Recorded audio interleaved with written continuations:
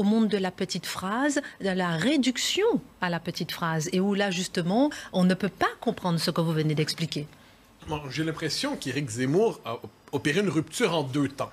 C'est-à-dire son émergence médiatique avant Face à l'info, soit dit en passant, au temps de Ruquier. C'est quoi sa rupture au moment de Ruquier?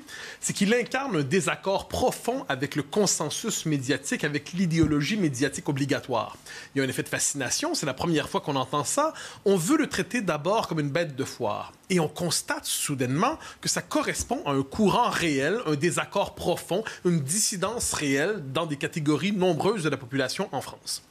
S'ajoute à ça, ensuite, une dissidence politique. Zemmour va venir à incarner dans l'espace public français, dans l'espace médiatique, un courant politique qui ne parvient pas à trouver de débouché électoral, mais qui est potentiellement majoritaire en France. D'une certaine manière, c'est l'héritier de la droite 86-88, avant le moment de forme de l'avortement intellectuel de la droite. Donc, il va incarner, pendant plusieurs années, médiatiquement, un courant politique absent. Deuxième rupture, la rupture politique commence maintenant. Il cherche désormais à incarner, on le comprend, est-ce que ça ira jusqu'à la candidature, j'en sais rien, mais il cherche désormais à incarner politiquement ce courant qui ne trouvait pas d'écho ou qui était réduit toujours aux étiquettes les plus infamantes. Et Zemmour, parce qu'il existe dans le système, on est obligé de l'inviter, et lorsqu'on est obligé de l'inviter, et lorsqu'on ne peut plus savoir parler de lui lorsqu'il n'est pas là. Quand il n'est pas là, on peut dire le polémiste, réactionnaire, d'extrême droite, xénophobe, multicondane, et ainsi de suite, avec la petite musique un peu agaçante à travers tout cela. Là, chacun l'a devant soi. Et là, c'est assez drôle parce qu'on est presque dans une espèce de film américain où chacun défie Zemmour en duel. C'est rarement à l'avantage de l'intervieweur. Mais jamais sur l'argumentation.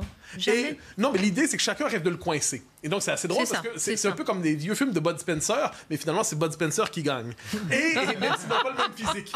Et là, il y a un autre élément qui, moi, je crois, est très important dans ce qui se passe en ce moment. Il y a une répulsion à son endroit, il ne faut pas se cacher. Mais au même moment, il y a une fascination. Et la classe médiatique française, les journalistes en France, disons-le avec distance, la plupart rêvent d'être écrivains. Chacun d'entre eux se voit écrivain.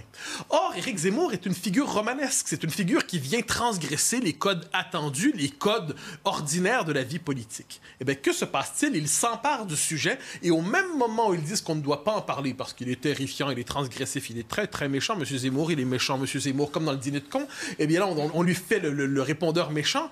Dans les faits, chacun rêve de raconter son histoire, chacun s'empare du sujet et croyant le faire taire une fois pour toutes, ils le font émerger encore plus.